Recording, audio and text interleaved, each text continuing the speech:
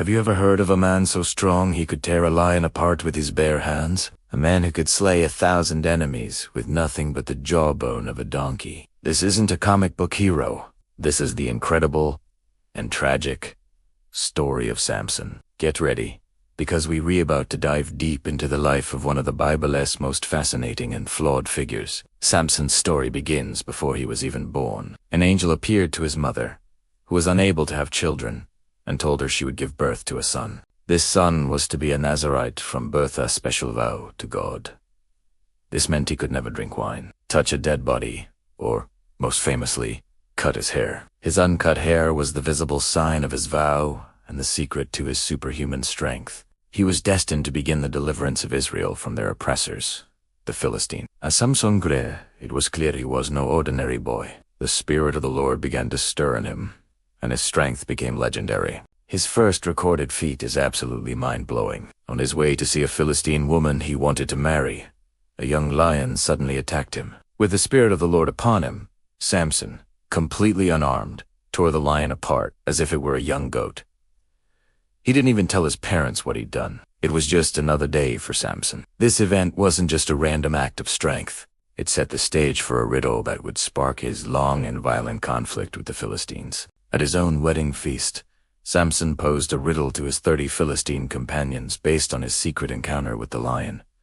Out of the eater, something to eat. Out of the strong, something sweet. He bet them 30 sets of clothes. They couldn't solve it.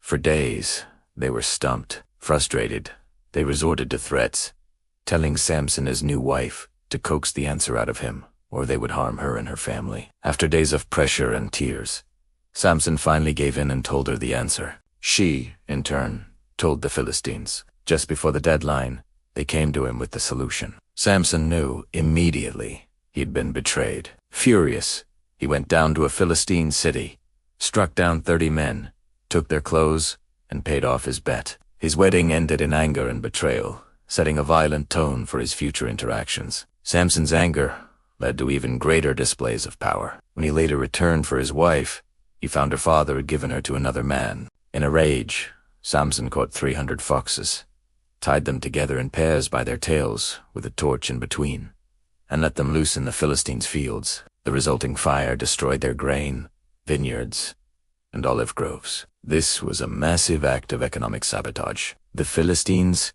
furious, retaliated by harming his former wife and her father, which only fueled Samson's cycle of revenge. He then attacked them viciously, admitting he wouldn't stop until he had his fill of vengeance. Word of Samson's rampage reached his own people, the Israelites. Fearing the Philistines, 3,000 men of Judah went to Samson and confronted him. They wanted to hand him over to their enemies to keep the peace. Amazingly, Samson agreed, on one condition, that his own people wouldn't harm him. They bound him with 2 new ropes and brought him to the Philistines, who shouted in triumph when they saw him. But their celebration was short-lived. The Spirit of the Lord came upon Samson. The ropes on his arms became like burnt flax, and they simply fell away. He spotted the fresh jawbone of a donkey on the ground, picked it up, and with it, he struck down 1,000 Philistine men. In that moment, a single man, armed with nothing but a bone, defeated an entire company of soldiers. Despite his incredible strength and his divine calling, Samson had a recurring weakness: his choices in women, particularly Philistine women who would ultimately betray him. His story takes a fateful turn when he falls in love with a woman named Delilah. The lords of the Philistines saw their chance. They went to Delilah and offered her a fortune in silver if she could discover the secret to Samson's great strength. This was the ultimate honey trap, and Delilah took the bait. 3 times she tried to trick him. She'd ask for his secret, and he'd give her a false answer. First, he said if he were tied with 7 fresh bowstrings, he'd be weak. The Philistines hid. Delilah tied him up, but he snapped the strings with ease. Next, Samson told her that if he were tied with new ropes, his strength would leave him. Again, she tied him up while the Philistines lay in wait, and again, he broke the ropes as if they were thread. His third lie was more elaborate. He told her if she wove the 7 braids of his hair into the fabric on a loom, he would become weak.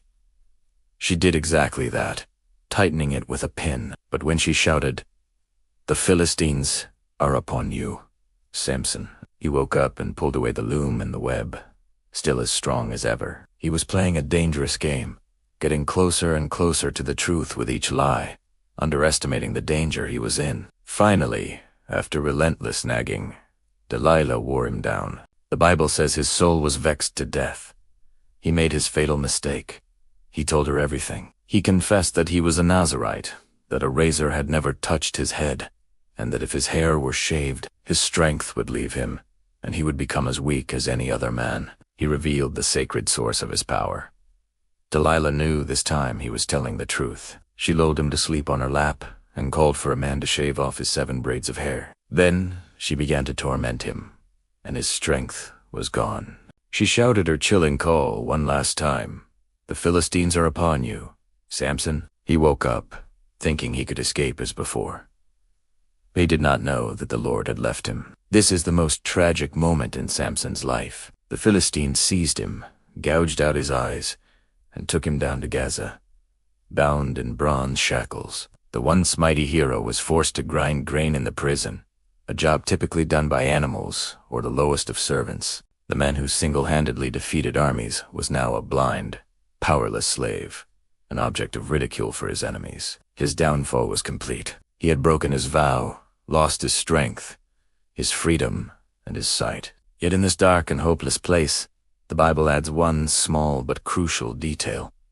His hair began to grow again. The Philistines decided to hold a great festival to celebrate their victory, offering a sacrifice to their god, Dagon, for delivering Samson into their hands. Thousands of them gathered in their temple. To mock him further, they called for Samson to be brought out to entertain them. They stood in between the 2 central pillars that supported the entire temple roof.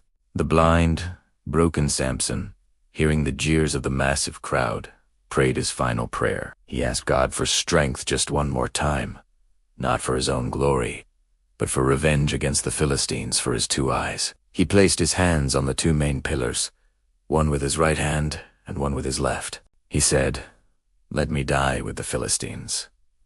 Then he pushed with all his might. The pillars gave way, and the temple came crashing down, killing everyone inside, including the rulers and thousands of people on the roof. In his death, Samson killed more of his enemies than he had in his entire life. His family came and took his body, burying him in his father's tomb. From a young age, Samson's strength was legendary. The Bible tells us he tore a lion apart with his bare hands. He single-handedly struck down 1,000 Philistines with the jawbone of a donkey. He lifted the massive gates of a city and carried them up a hill. Samson was, for all intents and purposes, a Relite superhero. He was Israel's champion, their protector against the oppression of the Philistines. But here's where the story takes a turn. Despite his divine strength, Samson had a critical weakness.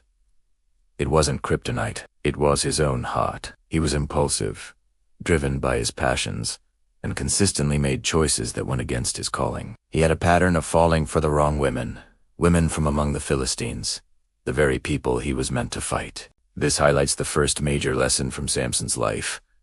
External strength means nothing without internal discipline. You can have all the talent, all the gifts, all the advantages in the world, but if you don't have control over your own character, your own impulses, you're incredibly vulnerable. Samson was physically the strongest man alive, but he was emotionally and spiritually weak. He let his desires lead him, again and again, into dangerous situations. It's a powerful reminder for us to cultivate not just our outward abilities, but our inner fortitude, our integrity, and our self. True strength is a harmony of both. Samson's impulsiveness eventually leads him to Delilah. Now, Delilah is one of the most famous figures in this story, and often she's painted as the ultimate villain. The Philistine lords approached her and offered her a fortune in silver to discover the secret of Samson's strength, and she agreed. What follows is a tragic, almost painful to-read series of events. 3 times,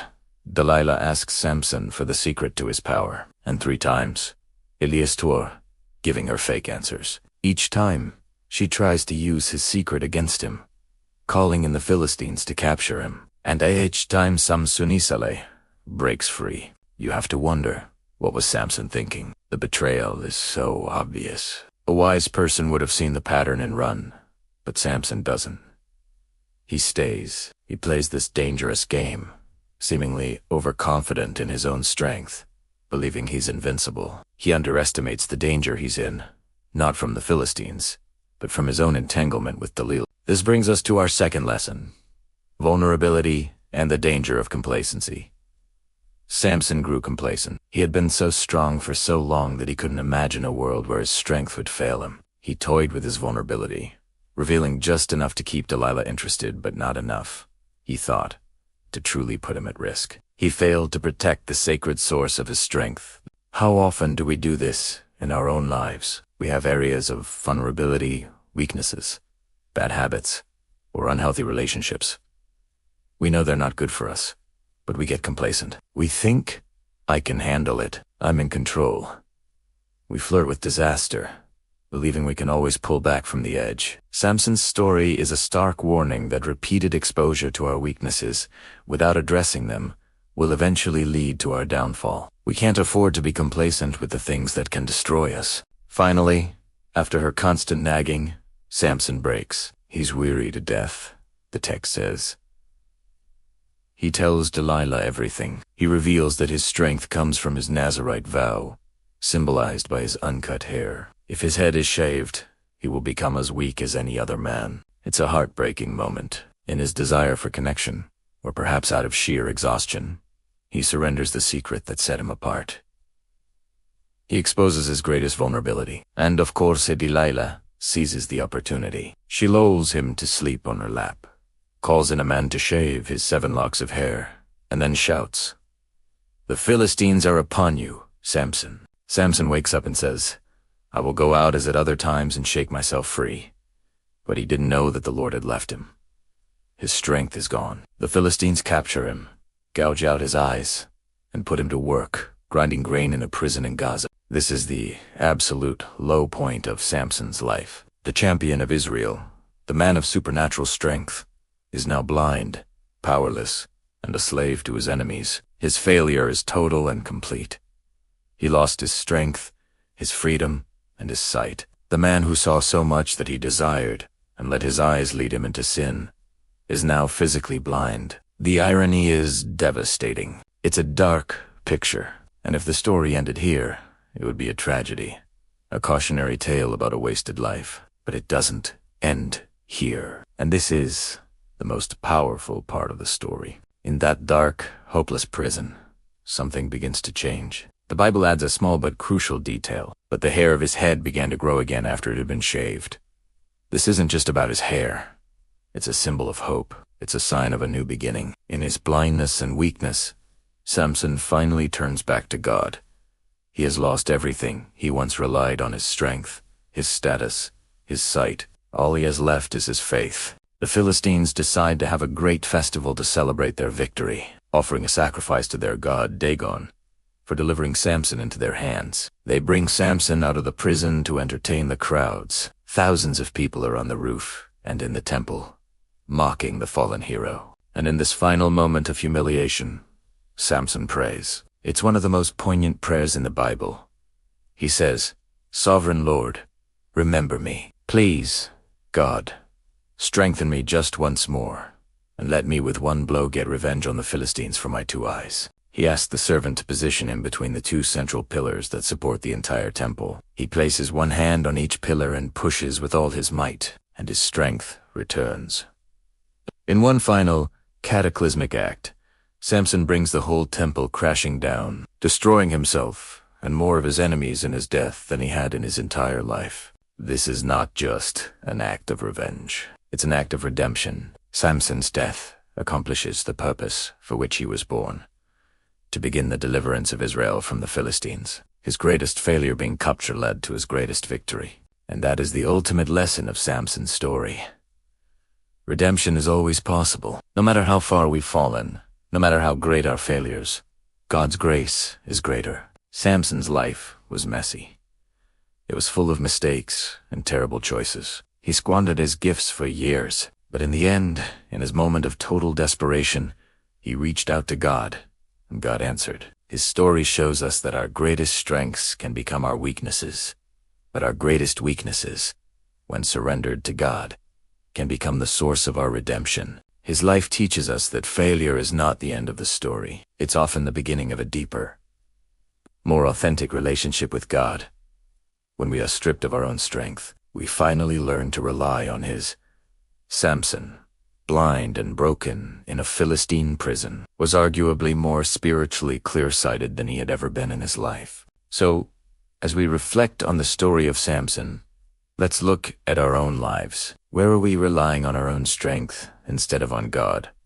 Where are we getting complacent with our vulnerabilities? And most importantly, if we feel like we've failed, let's remember that redemption is always on the table. Like Samson, we can call out to God from our lowest point and find that He is there, ready to give us strength not just for our own sake, but to fulfill a greater purpose. Thanks so much for watching. If this story resonated with you, let me know your thoughts in the comments below. What lessons do you take from the life of Samson? Don't forget to like this video and subscribe for more deep dives into these incredible stories. See you in the next one.